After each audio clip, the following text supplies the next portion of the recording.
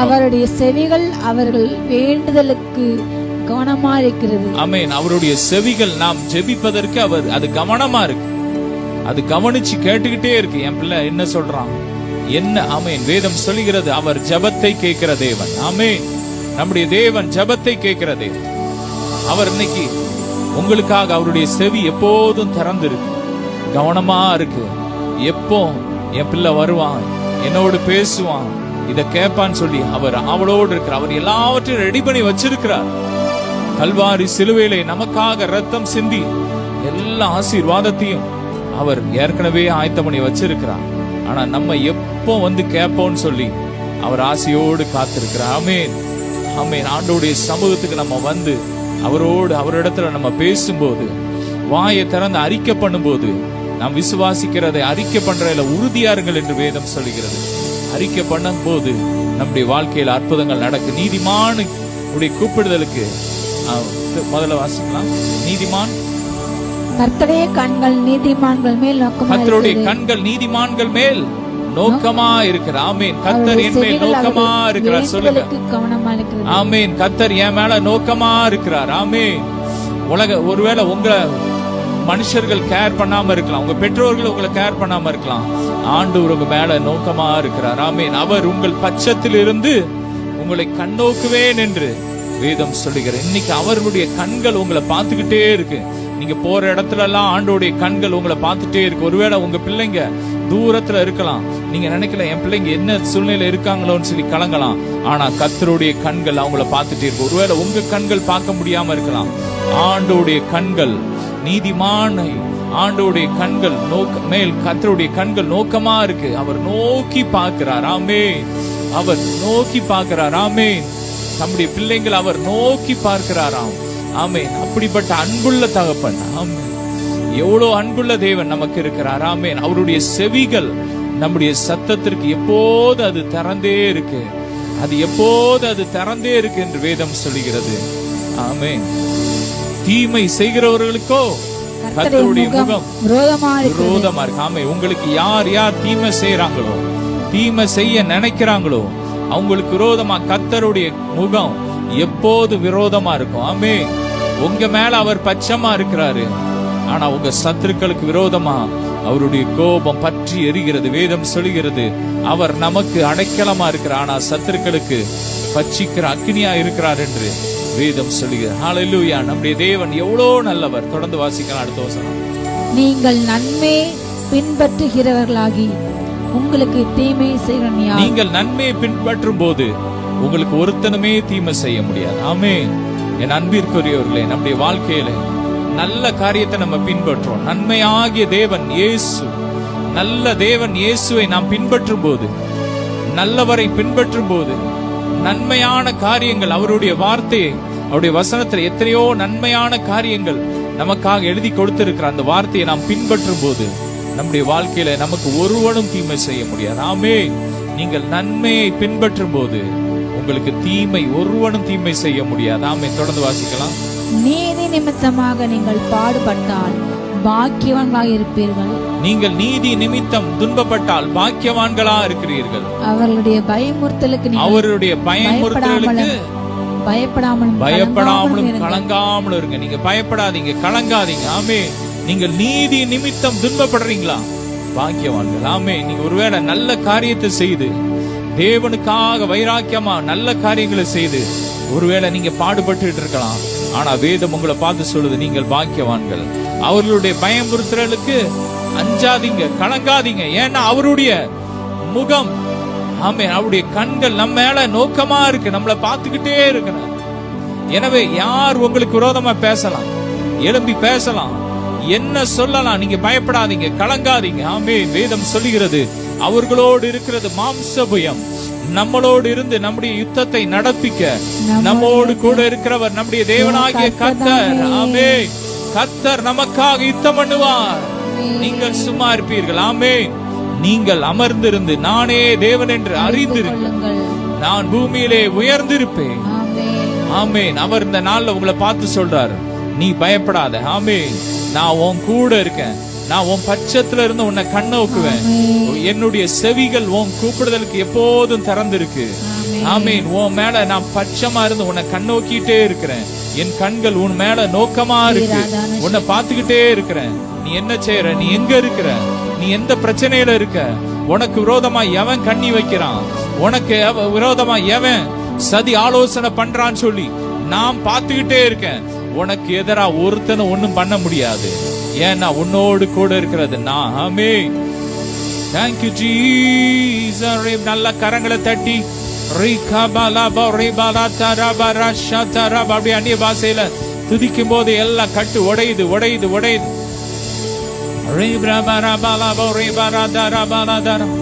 நீதி நிமித்தம் நீங்கள் துன்பப்பட்டால் நீங்க பாக்கியவான்.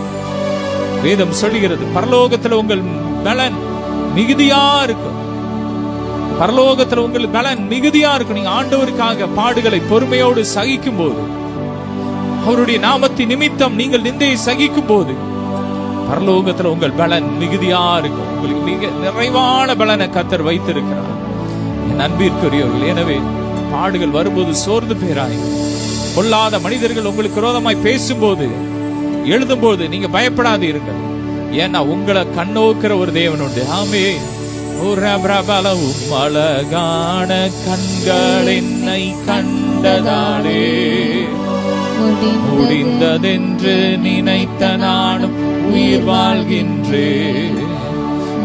அழகான கண்கள் என்னை கண்டதாலே முடிந்ததென்று நினைத்த நானும் உயிர் வாழ்கின்றேன். யாரும் அறியாத என்னை நன்றாய் அறிந்து தேடி வந்த நல்ல நேசரே, யாரும் அறியாத என்னை நன்றாய் அறிந்து தேடி வந்த நல்ல நேசரே.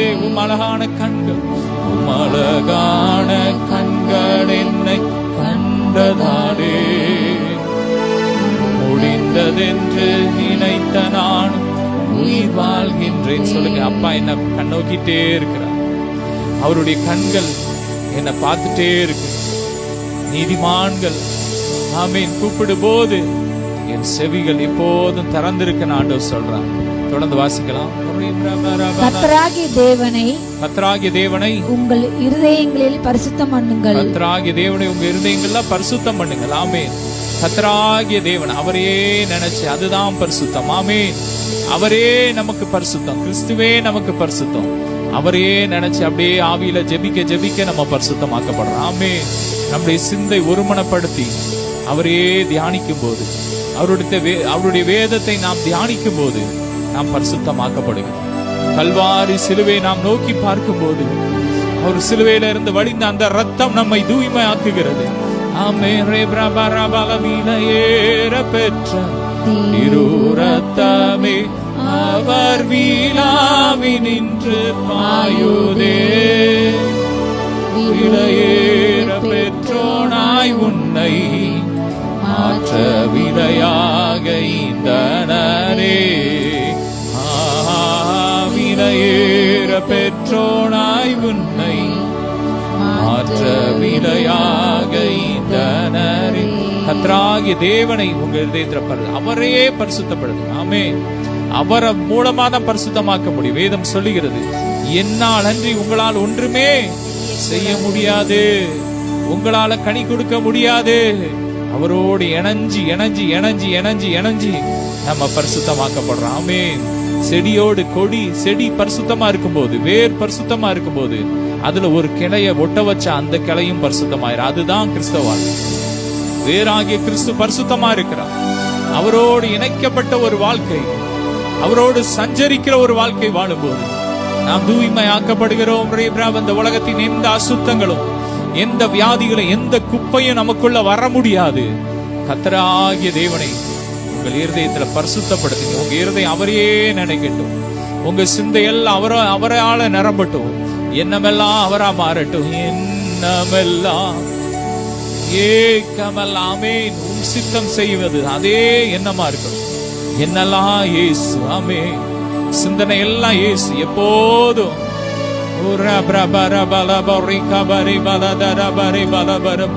உம்மை நோக்கி பார்க்கின்றேன். சொல்லுமா, உம்மை நினைத்து துதிக்கின்றேன். உம்மை நோக்கி பார்க்கின்றேன். உம்மை நினைத்து துதிக்கின்றேன். இயேசையா ஸ்தோத்திரம், இயேசையா ஸ்தோத்திரம், இயேசையா ஸ்தோத்திரம். இருதயம் அவரா இருக்கட்டும், உங்க சிந்தனை எல்லாம் அவரால நிரம்பட்டும். அவரையே தியானிங்க. வேதம் சொல்லுகிறது, ஈசாக்கு ஆண்டவரை தியானிச்சான். அவரை தியானிச்சான். அவன் ஒரு தியான நேரத்தை உண்டு பண்ணினான். அவன் வாழ்க்கையில பாத்தீங்கன்னா அவன் பரிசுத்தமாய் வாழ்ந்தான், கர்த்தருக்காக உண்மையாய் வாழ்ந்தான். நாம் அவரோடு உறவாடும் போது, சஞ்சரிக்கும் போது, இணைக்கப்பட்ட ஒரு வாழ்க்கை வாழும் போது, செடியோடு இணைக்கப்பட்ட ஒரு கொடியாய் நாம் வாழும் போது, நம்ம வாழ்க்கையில பாவம் நம்மளை மேற்கொள்ளவே முடியாது. அவருடைய கிருபைக்கு காத்திருக்கிறபடியா பாவம் மேற்கொள்ளாது. அவருடைய நீதியில, அவருடைய கிருபையில, அவருடைய சாயல, கிறிஸ்துவின் பிரமாணத்துல நாம் இணைக்கப்பட்ட ஒரு வாழ்க்கை வாழும் போது நம்மை பாவம் மேற்கொள்ளாது. தொடர்ந்து வாசிக்கலாம். உங்களில் இருக்கிற நம்பிக்கை குறித்து, உங்களில் இருக்கிற நம்பிக்கை குறித்து உங்களிடத்தில் விசாரித்து கேட்கிற யாவருக்கும் சாந்தத்தோடும் வணக்கத்தோடும் உத்தரவு சொல்ல எப்பொழுதும் ஆயத்தமாயிருங்கள். எப்போது ஆயத்தமா இருக்கு. உங்ககிட்ட இருக்கிற அந்த என்னது நம்பிக்கை குறித்து, நம்பிக்கை. ஆமென். உங்களுக்குள்ள இருக்கிற நம்பிக்கை குறித்து ஒருத்தர் உங்ககிட்ட கேட்கும் போது சாந்தத்தோடும் வணக்கத்தோடும் அதை சொல்றது உத்தரவு ஆயத்தமா, எப்போது ஆயத்தமா இருக்கணும். ஆமென். யாராவது உங்களுக்குள்ள இருக்கிற இந்த விசுவாசம் எப்படி, உங்களுக்குள்ள இருக்கிற அந்த நம்பிக்கை எப்படிப்பட்ட நம்பிக்கைன்னு கேட்கும் போது அதை சொல்றதுக்கு சாந்தத்தோட சொல்லணும். ஆமென். அவங்கள கடிந்து கொள்ளக்கூடாது. ஒரு சிலர் ஏட்டி போட்டி தான் கேட்பான். ஆனா நம்ம அமைதியா பதில் சொல்லணும். பொறுமையோட ஆண்டவருடைய அன்பை பத்தி சொல்லணும். அவர் எனக்காக சிலுவையில ஜீவனை கொடுத்து எனக்காக ஆயத்தம் பண்ணி வைத்திருக்கிறார். அவர் என் பாவத்திற்கான தண்டனையெல்லாம் சுமந்துட்டார். அதை நான் நம்புறேன். ஆமென். அந்த நம்பிக்கை, அதை நம்புறேன். அதனால நான் ஆசீர்வதிக்கப்பட்டேன், அதனால நான் ரட்சிக்கப்பட்டிருக்கிறேன். அவர் எனக்காக ரத்தம் சிந்தி இருக்கிறார், அதனால நான் நீதிமானா இருக்கிறேன், அதனால நான் பிள்ளையா இருக்கிறேன். என்னுடைய சுய நீதினால நான் ஒண்ணுமே இல்லை. சுய நீதிலாம் அழுக்கான கந்தன். அவருடைய நீதி தான். இன்னைக்கு அவருடைய நீதினால் தான் நான் வாழ்றேன். அந்த நம்பிக்கை. ஆமென். என்னென்ன காரியம் உங்களுக்குள்ள ஆண்டவர் நம்பிக்கை கர்த்தர் ஊற்றி இருக்கிறாரோ, மகிமை நம்பிக்கையாக தேவன் கிறிஸ்துவானவர் மகிமையை நம்பிக்கையாக நமக்குள் இருப்பதே அந்த ரகசியம். அந்த ஆவிக்குரிய ரகசியங்களை மற்றவங்களுக்கு சொல்லும் போது சாந்தத்தோடு வணக்கத்தோடு அவங்கள கணத்தோடு அவங்கள எண்ணி புத்தி சொல்லணும் என்று வேதம் சொல்லுகிறார். ஆமா, எப்போது ஆயத்தமா இருக்கணும். அதை சொல்றதுக்கு எப்போது நம்ம ஆயத்தமா இருக்கணும். எந்த இடத்துல இருந்தாலும் ஆண்டோடைய அன்பை சொல்றதுக்கு, ஆண்டோடைய சுவிசேஷத்தை, ராஜ்யத்தை சொல்றதுக்கு நம்ம ஆயத்தமா இருக்கணும். வெட்கப்படவே கூடாது. எத்தனை பேர் முன்னாடினாலும் எந்த இடத்துலனாலும் சொல்றதுக்கு வெட்கப்படவே கூடாது. ஆமென். தொடர்ந்து வாசிக்கலாம். கிறிஸ்துவுக்கு ஏற்ற உங்கள் நல்ல நடக்கை தூஷிக்கிறவர்கள் உங்களை அக்கிரமக்காரர் என்று உங்களுக்கு விரோதமாய் சொல்லுகிற விஷயத்தில் வெட்கப்படும்படிக்கு நல் மனசாட்சி உடையவர்களாய் இருங்கள். நல் மனசாட்சி உடையவங்களா இருங்க. ஆமென். உங்களை யார் யார் அக்கிரமக்காரன் சொல்றானோ அவன் உங்களை பார்த்து வெட்கப்பட்டு போகும்படியாக அவங்களுக்கு முன்பாக நல்ல மனசாட்சி உள்ளவங்களா, நல்ல ஒரு மக்களா நீங்க வாழ்ந்து விலகி தேவனை மகிமைப்படுத்துங்க. ஆமென். தொடர்ந்து வாசிக்கலாம். தீமை செய்து பாடு அனுபவிப்பதை பார்க்கிறோம். தேவனுக்கு சித்தமானால் நன்மை செய்து பாடு அனுபவிப்பதே மேன்மையா இருக்கிறது. நன்மை செய்து பாடு அனுபவிப்பதே தேவனுக்கு முன்பாக மேன்மையா. அது எது மேன்மை? தீமை செஞ்சு பாடு அனுபவிப்பதை விட. ஆமென். தீமை செஞ்சு பாடு அனுபவிச்சா அது வேஸ்ட். ஆமென். ஆனா நன்மை செஞ்சு ஒருத்தனுக்கு நீங்க நல்லது செஞ்சு அவன் உங்களுக்கு தீமை செய்யறானா, தேவனுக்கு முன்னாடி அதுதான் மேன்மையா இருக்கும். ஆமென். நீங்க ஒருத்தனுக்கு தீமை செஞ்சு அவன் பதிலுக்கு தீமை செஞ்சானா அது பிரயோஜனம் இல்லை. ஆனா நீங்க ஒருத்தனுக்கு நன்மை செய்து அவன் உங்களுக்கு தீமை செஞ்சான், அதுதான் தேவனுக்கு முன்பாக மேன்மையா இருக்கும். ஏசப்பா அந்த பூமியில வாழ்ந்த நாட்கள்ல அவர் நன்மை செய்கிறவராய் சுற்றி திறந்தார். பிசாசின் பிடியில அகப்பட்ட யாவரை விடுதலையாக்குகிறவராக சுற்றி திறந்தார் என்று வேதம் சொல்லுகிறார். அவரிடத்தில் நன்மை பெற்ற மக்கள் ஒரு நாள்ல அவரை பார்த்து சொல்றாங்க, இவனை அகற்றும், இவனை சிலுவையில் அறையும் என்று சொல்லி அவங்க கூக்குரல் இட்டார்கள் என்று வேதம் சொல்லுகிறார். என் அன்பிற்குரியவர்களே, அதுதான் தேவனுக்கு முன்பாக மேன்மையா இருக்கிறது. அதுதான் தேவனுக்கு முன்பாக மேன்மை. ஆமென். நீங்கள் குற்றம் செய்து அடிக்கப்பட்ட அதனால உங்களுக்கு என்ன பிரயோஜனம்? ஒண்ணுமே கிடையாது. ஆனா நன்மை செய்து நீங்க பாடுபடுகிறீங்களா? மற்றவங்களுக்காக நீங்க ஜெபிச்சிருக்கலாம். வேதம் சொல்லுகிறது, தாவீது சொல்றான், அவன் வியாதியா இருந்தபோது ரெட்டு என் உடுப்பாய் மாறினது, கண்ணீரினால் என் தலையணை நான் நனைத்தேன். ஒருத்தனுக்கு, என் ஃப்ரெண்டுக்கு வியாதி வந்துட்டான், நான் அவனுக்காக ரெட்டை உடுத்தி உபாசம் இருந்து ஜெபம் பண்ணேன். அவனுக்காக நான் கண்ணீர் சிந்தினேன். ஆனா அவன் எனக்கு தீமை செய்யறான். அப்படிப்பட்ட ஒரு மனுஷன் எனக்கு தீமை செய்யறான் சொல்லி தாவீது கதறாரு. அப்படிப்பட்ட காரியங்கள் வாழ்க்கையில, உங்க வாழ்க்கையில நடைபெறுதான். அதுதான் தேவனுக்கு முன்பாக மேன்மை. ஆமென். நீங்க தீமை செஞ்சு தப்பு செஞ்சுட்டு நீங்க அடிக்கப்பட்டுட்டு ஐயோ என் வாழ்க்கையில போராட்டம் பாடுன்னு சொன்னீங்கன்னா பிரயோஜனமே கிடையாது. ஆனா நீங்க நல்லது செஞ்சும் கடவுளுக்காக வாழ்ந்து வைராக்கியமாய் வாழ்ந்து ஆண்டவருடைய சுவிசேஷத்தை அறிவித்து சில பாடுகள் மழையிலே கடந்து போறீங்களா, தேவனுக்கு முன்பாக நீங்கள் பாக்கியவான்கள். ஆமென். தொடர்ந்து வாசிக்கலாம்.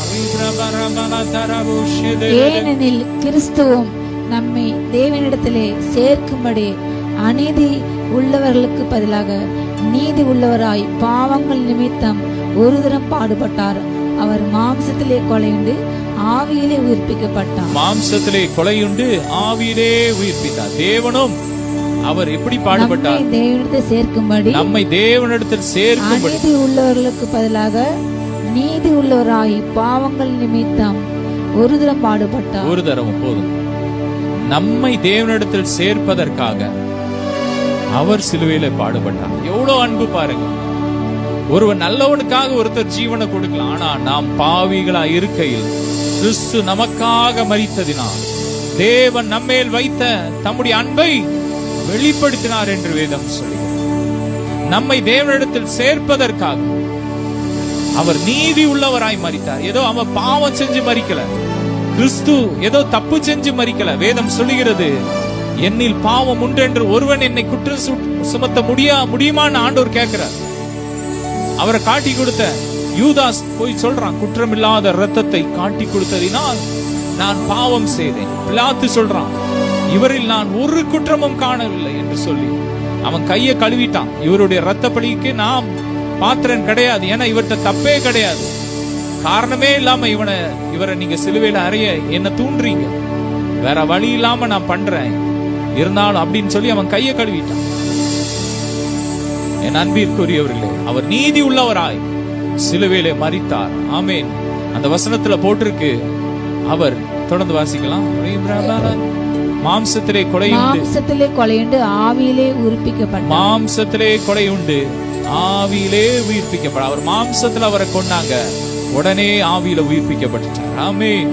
இந்த மாம்சத்துல அவரை கொண்டாங்க, உடனே அவருடைய ஆவியில அவர் உயிர்ப்பிக்கப்பட்டார். அவர் அதோட முடியல. வாசிக்கலாம் தொடர்ந்து. அந்த ஆவியிலே அவர் ஆவியிலே போய் காவலில் உள்ள ஆவிகளுக்கு பிரசங்கித்தார். காவலில் உள்ள ஆவிகளுக்கு பிரசங்கம் பண்ணினார். அந்த ஆவியில் எந்த ஆவிகள்? பூர்வத்திலே நோவா பேலை ஆயத்தம் பண்ணும் நாட்களிலே தேவன் நீடிய பொறுமையோடு காத்திருந்த போது கீழ்ப்படியாமற் போனவைகள். தொடர்ந்து விட்டு வாசிக்கலாம். அந்த ஆவிகள் எந்த ஆவிகள்னா, நோவா காலத்துல ஆண்டவர் முதலாவது உலகத்தை ஜலத்தினால அழிச்சார். அப்போ நோவா முதலான 8 பேர் மட்டும் பேழையில வச்சு காக்கப்பட்டாங்க. அந்த நாட்கள்ல கீழ்ப்படியாம போன ஆவிகள், அந்த நாட்கள்ல இருந்த அத்தனை மக்களும் கீழ்ப்படியாம போனாங்க, தண்ணியால அழிக்கப்பட்டாங்க. அந்த ஆவிகள் காவல்ல கிடக்குது, ஒரு இடத்துல காவல்ல வச்சிருக்காரு அந்த ஆவிகளை. அந்த ஆவிகளுக்கு போய் சுவிசேஷத்தை சொன்னார். எவ்வளோ இரக்கமுள்ள தேவன் பாருங்க. எத்தனையோ ஆண்டுகளுக்கு முன்பாக, பல ஆயிரம் ஆண்டுகளுக்கு முன்பாக தேவனை மறுதலித்து கீழ்ப்படியாமல் மரித்த அந்த ஆவிக்கும் தேவன் இரக்கம் செய்கிறார். ஆமென். ஆண்டவருடைய இரக்கம் இந்த உலகத்தோடு முடியல, ஆவிகளுக்கும் செய்கிறார். ஒருவேளை உங்க முன்னோர்கள் கிறிஸ்துவை அறியாமல் மரித்திருக்கலாம், அவங்களுக்காகவும் நீங்க ஜெபம் பண்ணுங்க. ஆவியிலேயும் ஊழியம் நடந்துகிட்டே தான் இருக்கு. எப்படி இந்த உலகத்துல மாம்சத்துல ஊழியம் நடக்குதோ அதே போல ஆவியில ஊழியம் நடந்துகிட்டே இருக்கு.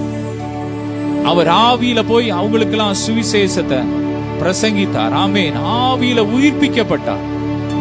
நம்முடைய தேவன் ஆவியில உயிர்ப்பிக்கப்பட்டு காவல்ல உள்ள ஆவிகளுக்கு பிரசங்கம் பண்ணினார். ஆமென். 2 விதமான விசுவாசத்தை தேவன் இந்த உலகத்துல வைத்திருக்கிறார். சொன்னார், என்னை விசுவாசிக்கிறவன் மரித்தாலும் பிழைப்பான், உயிரோடு கூட இருந்து என்னை விசுவாசிக்கிறவன் என்றென்றைக்கும் மறியாமல் இருப்பான். ஆமென். நிறைய பேர் சொல்லுவாங்க, இந்த உலகத்துல நான் கண்ணை மூடினாலும் மறு செகண்ட் அவருடைய மடியில விழிப்பேன். அதுதான் விசுவாசம். ஆமென். இது 2வது விசுவாசம். இன்னொரு விசுவாசம், நான் மரிக்காமலே அப்படியே மர்வமாயிருவேன். இதுல அந்த அனுபவத்துக்குள்ள கிறிஸ்து கடந்து போனார். அப்படிப்பட்ட மக்களுக்காக, ஏற்கனவே மரித்த மக்களுக்காக ஆண்டவர் அந்த அனுபவத்துக்குள் அவர் கடந்து போனார். சரீரம் மரித்தவுடன் ஆவியில உயிர்ப்பிக்கப்பட்டார். அந்த அனுபவத்துக்குள்ள கடந்து போயிருக்கிறார். ஆனா சரீரத்துல இருக்கும் போதே ஆவியில உயிர்ப்பிக்கிற அந்த அனுபவமும் உண்டு. அந்த அனுபவமும் உண்டு. நாம் தெளிவாக அதை குறித்து இன்னைக்கு நாம் தியானிக்கலாம். பல ஆண்டுகளுக்கு முன்பாக என்னுடைய சித்தப்பா ஒருவர், அவர் ஆக்சிடென்ட்ல மரித்தார். மரித்து சில நாள்ல அவர் என்னோடு பேசினார். ஆவியில பேசினார். என்னோடு சொன்னார், நான் இப்போ நல்லா மனம் திரும்பி ஒரு பைபிளோட கையில வச்சிருந்தார். ஆவிகளுக்கு நான் ஊழியம் பண்ணிட்டு இருக்கேன் அப்படின்னு சொல்லி அப்படியே நடந்து போறார். என் அன்பிற்குரியவர்களே, இந்த ஊழியம் இதோட முடிஞ்சு போற வாழ்க்கை இல்லை. வேதத்துல பாத்தீங்கன்னா மறுரூப மலையில பாத்தீங்கன்னா 2 பேர் வர்றாங்க. ஒன்னு ஆவியில வர்றாங்க, 2 பேர் ஆவியில வர்றாங்க. ஒன்னு எலியா, ஒன்னு மோசே ஏசப்பாட்ட பேசுறாங்க. ஒருத்தர் எப்படி போனார்னா, சரீரத்துல மரித்த ஆவியில உயிர்ப்பிக்கப்பட்ட அந்த அனுபவத்துல ஊழியம் பண்றார். யார்? மோசே. ஆனா அதே நேரத்துல எலியா சரீரம் மரிக்கல, ஆனா சரீரத்துல இருக்கும் போதே ஆவியில உயிர்ப்பிக்கப்பட்டார், அப்படியே எடுத்துக்கொள்ளப்பட்டார். அந்த அனுபவத்துல அவர் 2 பேரும் ஊழியம் பண்றாங்க. என் அன்பிற்குரியவர்களே, அநேக வேளைகள்ல நாங்கள் இரவெல்லாம் ஜெபிக்கும் போது ஆவியில போய் அநேக இடங்களுக்கு போய் ஆவியில ஊழியம் பண்றோம். இப்போ நாங்க சரீரத்துல இருக்கிறோம், ஆனால் எங்கள் ஆவி உயிர்ப்பிக்கப்பட்டிருக்கிறது. ஆமென். இப்படிப்பட்ட அனுபவம் தான் வாஞ்சிக்கணும். அதுதான் A கிளாஸ் விசுவாசம். உயிரோடு கூட இருந்து என்னை விசுவாசிக்கிறவன் என்றைக்கும் மறியாமல் இருப்பான். இதுதான் ஃபர்ஸ்ட் கிளாஸ் விசுவாசம். 2வது விசுவாசம், நான் மரித்தாலும் பிழைப்பேன். ஆமென். மரித்தாலும் பிழைப்பேன். இங்க மரிச்சாலும் அடுத்த செகண்ட் அங்க விழிச்சு அவரோடு தான் வாழ போறோம். ஆனா மறியாமல் போற அனுபவம் அது மேலான ஒரு அனுபவம். ஏன்னா அதை தான் கர்த்தர் விரும்புறார். 2 பேர் ஆண்டவர்ட்ட ஜெபம் பண்றாங்க. ஏசப்பா அந்த பூமியில வாழ்ந்த நாட்கள்ல 2 பேர் வர்றாங்க. ஒருத்தன் யாருன்னா எவீருன்னு ஒருத்தன் வாரான். அவனும் 100க்கு அதிபதிதான். அவன் சொல்றான், என்னுடைய மகள் வியாதியா இருக்கிற, நீர் அவரை சுகமாக்குங்க அப்பான்னு சொல்றான். ஆனா 2வது இன்னொரு மனுஷன் வர்றான். அவன் ஒரு 100க்கு அதிபதி. அவன் சொல்றான், என் வீட்டுக்கு நீர் வர பாத்திரன் அல்ல, நீர் ஒரு வார்த்தை சொல்லும், என் வேலைக்காரன் சொஸ்தமாவான். ஆமென். இததான் ஆண்டவர் சொல்றார். இஸ்ரவேலுக்குள்ளும் இப்படிப்பட்ட ஒரு விசுவாசத்தை நான் பார்க்கல. எதுலையுமே 2லையுமே ஆண்டவர் 2 விசுவாசம் பூமியில இருந்தாலும் எது மேலான விசுவாசமோ அதை தான் ஆண்டவர் விரும்புறார். எனவே அப்படிப்பட்ட காரியத்தை வாஞ்சிப்போம். நாம் சரீரத்தில் இருக்கும் போதே ஆவியில உயிர்ப்பிக்கப்பட வேண்டும். நம்முடைய ஆவியில உயிர்ப்பிக்கப்பட்டுட்டோம்னா நம்ம மரணம் நம்மை தொடவே முடியாது. மரணத்துக்கு நமக்கு அதிகாரமே கிடையாது. நம்முடைய சரீரம் அப்படியே ஆவியின் சரீரமாய் மறுமாக்கப்படணும். அதை தான் தேவன் நமக்கு வைத்திருக்கிறார்.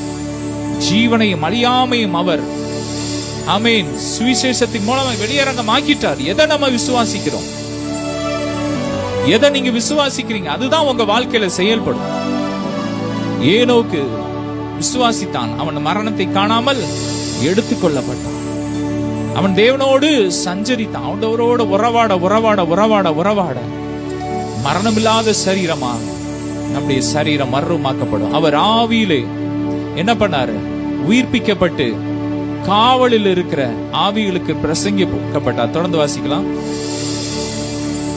அந்த ஆவிகள் அந்த சிலராகிய அந்த பேழையிலே சிலராகிய 8 பேர் மாத்திரம் பிரவேசித்து 8 பேர் மட்டும் ஜலத்தினாலே காக்கப்பட்டார்கள். ஜலத்தினால் காக்கப்பட்டார். வாசிக்கலாம். அதற்கு ஒப்பனையான ஞான ஸ்நானமானது மாம்ச அழுக்கை நீக்குதலாய் இராமல் தேவனை பற்றும் நல் மனசாட்சியின் உடன்படிக்கையாய் இருந்து இப்பொழுது நம்மையும் இயேசு கிறிஸ்துவினுடைய உயிர்த்தெழுதலினாலே ரட்சிக்கிறது. இயேசு கிறிஸ்துவின் உயிர்த்தெழுதலினால் ரட்சிக்கிறது. வேதம் சொல்லி அவருடைய ஜீவனால் நாம் ரட்சிக்கப்பட்டிருக்கிறோம். ஆமென். இன்னைக்கு அவர் மரித்தவர் அப்படியே மரித்து போகல. அவர் மீண்டும் 3ஆவது நாள் உயிரோடு இருந்தார், எழுந்தார். அந்த உயிர்த்தெழுந்த அந்த அபிஷேகத்தினால், அந்த உயிர்த்தெழுந்த அந்த ஆவியினால் நாம் இன்னைக்கு ரட்சிக்கப்பட்டிருக்கிறோம். சாகாமை அழியாமை அணிந்து இருக்கிறோம். ஆமென். அந்த 8 பேர் மட்டும் ஒரு பேழையில வச்சு ஜலத்தினால் பாதுகாக்கப்பட்டாங்க. அதற்கு ஒப்பனையான ஞான ஸ்நானமானது. ஆமென். இன்னைக்கு ஞான ஸ்நானம் என்ன, எதுக்காக நம்ம முங்கி எடுக்கிறோம் தண்ணிக்குள்ள? அது பேழைக்கு அடையாளம். ஆமென். அன்னைக்கு அந்த பேழைக்குள்ளதான் அந்த 8 பேர் பாதுகாக்கப்பட்டோம். இன்னைக்கு ஞான ஸ்நானம் எடுக்கும் போது, நீங்கள் குடும்பமாய் ஞான ஸ்நானம் எடுக்கும் போது ஒரு பாதுகாப்பின் வளையத்துக்குள்ள வந்துடுறீங்க. ஆமென். உங்களை இந்த உலகம் ஒண்ணும் செய்ய முடியாது. உங்களுக்கு மரணம் கிடையாது. அப்படிப்பட்ட ஒரு வாழ்க்கைக்குள்ள வந்துடுறீங்க. அன்னைக்கு எல்லாரும் மரிச்சாங்க, ஆனா 8 பேர் பாதுகாக்கப்பட்டாங்க. ஏன்னா பேழைக்குள்ள வந்துட்டாங்க. இன்னைக்கு ஞான ஸ்நானம், நீங்க நிறைய பேர் சொல்றாங்க ஞான ஸ்நானம் எதுக்கு அப்படிங்கிறாங்க. ஆனா ஞான ஸ்நானம் அதற்கு ஒப்பனையான ஞான ஸ்நானம், ரொம்ப விலையேறப்பட்ட ஞான ஸ்நானம். ஞான ஸ்நானத்துக்கு ஒரு பெரிய ஒரு ஆசீர்வாதம் இருக்கு. ஞான ஸ்நானம் எடுத்தா ஒரு பெரிய மேன்மை இருக்கு. அது மாம்சத்தின் அழுக்கை நீக்குவதா இராமல் அவருடைய உயிர்த்தெழுதினால் தேவனை பற்றும் நல் மனசாட்சி உடன்படிக்கையாய் இருந்து. ஆமென். அது தேவனை பற்றுகிற நல்ல ஒரு மனசாட்சி. ஆமென். நமக்கு ஒரு நல்ல மனசாட்சியை கொடுக்குது. ஆமென். நமக்குள்ள ஒரு நல்ல குற்றமற்ற ஒரு மனசாட்சி, நான் ஞானஸ்நானம் எடுத்துட்டேன் அப்படின்னு ஒரு நல்ல மனசாட்சியை கொடுத்து, அது மட்டும் இல்ல அவருடைய உயிர்த்தெழுதினால் நம்மை ரட்சிக்கிறது. ஆமென். இந்த ஞான ஸ்நானத்தின் மூலமாய் நமக்குள்ள அந்த ரட்சிப்பு பூரணமாய் காணப்படுகிறது. நம்ம மனம் திரும்பிட்டோம், அவர் விசுவாசிக்கிறோம். ஆனா ஞான ஸ்நானம் எடுத்துட்டோம்னா முழுசா அந்த ரட்சிப்பு முழுமை அடைகிறது. ஆமென். எனவே நீங்க ஞான ஸ்நானம் எடுக்கலையா, நீங்க எடுங்க, போய் தைரியமா எடுங்க. நீங்க ஒருவேளை மறைமுகமா நீங்க ஆண்டவரை ஆராதிச்சிட்டு இருக்கலாம். ஒரு நாள் தெரியாம போய் எடுங்க. ஒரு சர்ச்சில் போயோ இல்லைன்னா உங்களுக்கு தெரிஞ்ச ஊழியக்காரங்களா இருக்கலாம், ஞான ஸ்நானம் எடுங்க. அதுக்கு தடையே கிடையாது. அதுக்கு இதெல்லாம் செய்யணும், அதை செய்யணும், இதுக்கு பணம் கட்டணும் அப்படிலாம் கிடையாது. அதெல்லாம் மனுஷன் உருவாக்கிட்டான். அன்னைக்கு பாத்தீங்கன்னா பிலிப்பு போய் ஒரு மந்திரிக்கு பிரசங்கம் பண்றார். அன்னைக்குதான் அவர் ஏசப்பாவை பத்தி கேள்விப்படுறார், ரட்சிக்கப்படுறார். உடனே ஞானஸ்நானம். ஆமென். உடனே ஞானஸ்நானம் எடுக்கலாம். அதுக்கெல்லாம் ஒரு பெரிய இதெல்லாம் கிடையாது. அதுக்கு போய் அத்தனை நாள் சுத்திகரிச்சுட்டு வா, அதை செய் இதை செய், ஒண்ணுமே கிடையாது. இந்த உலக மனுஷன் தான் அதுக்கெல்லாம் நிறைய இதெல்லாம் வச்சிருக்கிறான். ஆனா அப்படிலாம் ஆண்டவர்லாம் ஒண்ணுமே சொல்ல. நீ ஏசப்பா விசுவாசிக்கியா, கர்த்தராகிய இயேசு கிறிஸ்துவை விசுவாசி, அப்போது நீ உன் வீட்டாரும் ரட்சிக்கப்படும். நீ விசுவாசி ஞானஸ்நானம் எடு, உன் மூலமா உன் குடும்பம் ரட்சிக்கப்படும். அன்னைக்கு யாரு நோவா தான் விசுவாசிச்சான். அவன் குடும்பம் எல்லாம் விசுவாசிச்சுதான் தெரியல அன்னைக்கு பாத்தீங்கன்னா. ஆனா நோவா மூலமா அந்த குடும்பம் ரட்சிக்கப்பட்டுச்சு. நீங்க விசுவாசிங்க, உங்க மூலமா உங்க குடும்பம் ரட்சிக்கப்படும். காவல்ல உள்ள ஆவிகளுக்கு பிரசங்கிக்கப்பட்டார். ஆமென். இப்படிப்பட்ட அனுபவத்தை வாஞ்சிங்க. ஆமென். அவர் பரலோகத்திற்கு போய் தேவனுடைய வலது பாசத்தில் இருக்கிறார். தேவதூதர்களும் அதிகாரங்களும் வல்லமைகளும் அவருக்கு கீழ்பட்டு இருக்கிறது. ஆமென். அவர் உயிர் திறந்ததோடு அதோட நிக்கல, பரலோகத்துக்கு ஏறி போய் பிதாவின் வலது பார்சத்துல உட்கார்ந்தார். ஆமென். உட்கார்ந்து இருக்கிறார். தேவ தூதர்கள் அதிகாரங்களும் அவருக்கு இன்னைக்கு கீழ்பட்டு, வல்லமைகள் அவருக்கு கீழ்பட்டு இருக்கு. இப்போ நம்ம ரட்சிக்கப்பட்டு ஞானஸ்நானம் எடுத்த உடனே அவர் நம்ம என்ன பண்றோம், நம்ம ஏசப்பா விசுவாசிச்சு தண்ணிக்குள்ள முங்கும் போது என்ன ஆகுதுன்னா, பழைய மனுஷனை நம்ம தண்ணிக்குள்ள அடக்கம் பண்ணிடுறோம். வரும்போது புதிய மனுஷனை எப்படி கிறிஸ்து அடக்கம் பண்ணப்பட்டு 3ஆம் நாள் உயிரோடு எழுந்தாரோ அப்படியே நாமும் எழுந்துடுறோம். எப்படி அவர் பிதாவின் வலது பார்சத்துல உட்கார்ந்தாரோ, ஆமென், தேவ தூதர்கள் அதிகாரம் வல்லமெல்லாம் அவர் கீழ்பட்டு இருக்கிறதோ, அதே போல நாமும் கிறிஸ்துவின் வலது பார்சத்திலே போய் உட்கார்ந்து இருக்கிறோம். வேதம் சொல்லுகிற எபேசியர் 1 அதிகாரத்துல, ஆமென், நாம் உன்னதத்திலே அவரோடு கூட உட்கார்ந்து இருக்கிறோம். இப்போ தேவ தூதர்கள் அதிகாரம் வல்லமை எல்லாம் இப்போ நமக்கு கீழ்பட்டு இருக்கிறது. நாம் அதிகாரம் உள்ளவர்களா இருக்கிறோம். இதை விசுவாசிக்கணும். ஆமென். விசுவாசித்தால் தேவனுடைய மகிமையை காண்பாய். பூமியில் உள்ளவைகள் அல்ல, மேலானவைகளை நாடுங்கள். தேவன் நமக்கு மேலான அதிகாரத்தை வைத்திருக்கிறான். ஓ ராபா ராகா, நல்ல அந்நிய பாஷையில ரீப்ராபா அந்நிய பாஷையில பேசும்போது அதிகாரம், வல்லமை, ஓ தேவதர் இப்படிப்பட்ட அபிஷேகத்தை கர்த்தர் ஊற்றுகிறார். Receive it. இப்ப அதிகாரம், வல்லமை எல்லாம் நமக்குள்ள இருக்கு. தேவதூதர்கள் எல்லாரும் நமக்கு கீழ்பட்டு இருக்கிறார்கள். ஓ நம்ம ஆளுகை சேரும். எப்படி பிதாவானவருடைய வலது பார்சத்திலே கிறிஸ்து உட்கார்ந்து அதிகாரம் செலுத்துகிறாரோ, அதே போல கிறிஸ்துவின் வலது பார்சத்திலிருந்து நாம் ஆளுகை செய்கிறோம். அவருடைய ராஜ்யத்திற்கு முடிவே இல்லை. சொல்லுங்க, நம்முடைய ராஜ்யத்திற்கு முடிவே இல்லை. அவர்கள் சதா காலங்களும் அரசாளுவார்கள் என்று வேதம் சொல்லுகிறது. நாங்கள் சதா காலமும் அரசாளுவோம். நாங்கள் பாவத்துக்கு செத்து நீதிக்கு பிழைச்சிட்டோம். நாங்கள் உன்னதத்தில் அவரோடு கூட உட்கார்ந்து இருக்கிறோம். சொல்லுங்க சொல்லுங்க சொல்லுங்க சொல்லுங்க.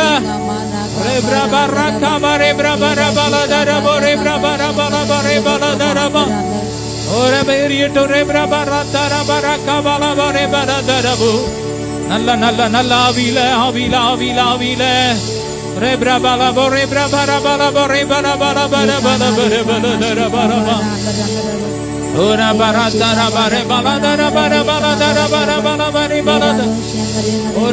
மறுமையின் வாழ்வினிலே இயேசு மன்னவர் பாதத்திலே, மறுமையின் வாழ்வினிலே இயேசு மன்னவர் பாதத்திலே அசிதாகமின்றி துதிகான பாடி பரரோடு நிதம் பாடுவோம். அல்லேலூயா. அசிதாகமின்றி துதிகான பாடி. இன்னைக்கு நம்ம அவையில் அப்படிதான் ஒரு வாழ்க்கை வாழ்றோம். ஆமே. மறுமைக்குரிய ஆசீர்வாதத்தோட தான் நம்ம இப்ப வாழ்ந்துகிட்டு இருக்கிறோம். ஆமே. இந்த பூமியில் உள்ளதை அல்ல, நம்ம மேலானதை தான் நாடுறோம். பரலோகத்துல என்ன இருக்கு? அங்கு மரணம் இல்லை, அழுகை இல்லை, கண்ணீர் இல்லை, உலகத்தில் அப்படிப்பட்ட ஒரு வாழ்க்கை தான் நம்ம வாழ்ந்துட்டு இருக்கிறோம். அதை விசுவாசிக்கணும். விசுவாசிக்கும் போது அந்த காரியங்கள் நமக்கு வாழ்க்கையில நடக்கும். அதுதான் நம்முடைய வாழ்க்கையில நடக்கும். இந்த பூமியில உள்ள எதுவும் நம்ம வாழ்க்கையில் நடக்காது. பரலோகத்துல என்ன இருக்கோ அதுதான் நம்ம வாழ்க்கையில நடக்கும். ஓ, அதையே பேசுங்க, அதையே சிந்திங்க. தேவ தூதர்கள் அதிகாரம் வல்லமை எல்லாம் எங்களுக்கு கீழ்பட்டு இருக்கு. கிறிஸ்துவானவர் மகிமை நம்பிக்கையா எங்களுக்குள்ளே இருக்கிறார். ஆமென். எங்களுக்குள்ளே வாசம் செய்யும். ஓஹோ, இந்நாளெல்லும் சித்தம் போல் நடத்தி செல்லும் ஐயா. எங்களுக்குள்ளே வாசம் செய்யும் ஆவியானவரே, இந்நாளெல்லும் சித்தம் போல் நடத்தி செல்லும் ஐயா. ஆவியானவரே, ஆவியானவரே, பரிசுத்த ஆவியானவரே, ஆவியானவரே, ஆவியானவரே, பரிசுத்த ஆவியானவரே. அப்படியே ஜெபிக்கலாம்ப்பா. பிதாவே, மை துதிக்கிறோம். எங்கள் ஆவி, ஆத்மா, சரீரம் உயிர்ப்பிக்கப்படட்டும். ஆமென். எந்தெந்த பகுதியில மரணத்தின் கிரியை இருக்கிறது இப்ப உடையட்டும். உயிர்த்தெழுந்த வல்லமை இறங்கட்டும். ஒவ்வொரு ஆவி, ஆத்மா, சரீரம் உயிர்ப்பிக்கப்படட்டும். சரீரம் நாங்கள் உயிரோடு இருக்கும் போதே எங்கள் சரீரம், ஆவி, ஆத்மா எல்லாம் உயிரடையட்டும், உயிரடையட்டும். மரணம் இல்லாத ஒரு வாழ்க்கைக்குள்ள ஒவ்வொருவரையும் கொண்டு போங்க. எங்களை கொண்டு போங்கப்பா. இனி மரணம் எங்களை ஆண்டு கொள்வது இல்லை. இனி மரணம் எங்களை ஆண்டு கொள்வது இல்லை. பாதாளத்தின் வாசல் எங்களை மேற்கொள்வதில்லை. அப்படிப்பட்ட அபிஷேகத்தினால் நிரப்புங்க. சாகாமை, அழியாமை என்ற அபிஷேகத்தினால் நிரப்புங்க, நிரப்புங்க, நிரப்புங்க, நிரப்புங்க, நிரப்புங்க, நிரப்புங்க, நிரப்புங்க. நான் செத்து பரலோகத்து போவேன் அப்படிப்பட்ட விசுவாசம் அல்ல. நான் சாகாமல் பிழைத்திருப்பேன், எப்போதும் பிழைத்திருப்பேன். ஓ ராப்ராபா, அப்படிப்பட்ட ஒரு அபிஷேகம் ராப்ரா ஒவ்வொருவரையும் நிரப்பட்டும், நிரப்பட்டும், நிரப்பட்டும், நிரப்பட்டும். ஜீவன் அழியாமை, சாகாமை, அழியாமை அபிஷேகம் ஒவ்வொருவரையும் நிரப்பட்டும், நிரப்பட்டும், நிரப்பட்டும், நிரப்பட்டும். ராப்ராபா லாபோ ரேப்ராபா நிரப்பட்டும், நிரப்பட்டும், நிரப்பட்டும், நிரப்பட்டும், நிரப்பட்டும், நிரப்பட்டும். ரிசீவ் இட் சொல்லி பெற்றுக்கோங்க. Receive it. ராப்ராபா டேக் இட், டேக் இட். நிரப்பிட்டு இருக்கிறா. பெற்றுக்கோங்க, பெற்றுக்கோங்க. ஒவ்வொரு உறுப்புகளுக்குள்ள இறங்கட்டும். ஒவ்வொரு உறுப்புகளுக்குள்ள ஜீவன் இறங்கட்டும், ஜீவன் இறங்கட்டும்.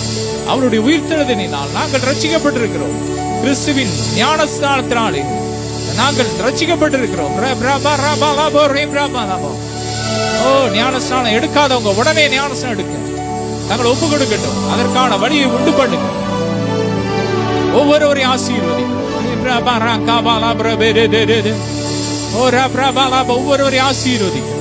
தொடர்ந்து உங்க பிரசன்னத்திலே இருக்க, தொடர்ந்து நாங்க நற்கிரியைகளை செய்ய, தொடர்ந்து நாங்க ஜீவனை பேச, நல்ல காரியத்தை பேச, உமக்காக பாடுகளை பொறுமையோடு சகிக்க அப்பா எங்களுக்கு கிருபை கொடுங்க. தொடர்ந்து இந்த அதிகாரம் முழுவதும் மீண்டும் மீண்டும் தியானித்து நாங்கள் அதன்படி வாழ எங்களுக்குள்ள ஆவியினால் நிரப்புங்க. உங்க மகிமையினால் நிரப்புங்க. எல்லா மகிமையும் கனமும் உமக்கே செலுத்துகிறோம் இயேசுவின் மூலம் பிதாவே, ஆமென். தொடர்ந்து வார்த்தையை தியானிங்க. தொடர்ந்து இந்த செய்தியை போட்டு போட்டு கேளுங்க. அனைவருக்கு ஷேர் பண்ணுங்க. ஆமென். இந்த ஊழியத்துல விதைங்க, விதைகளை விதைங்க. கர்த்தர் உங்களை நிறைவாய் நடத்துவார். God bless you all.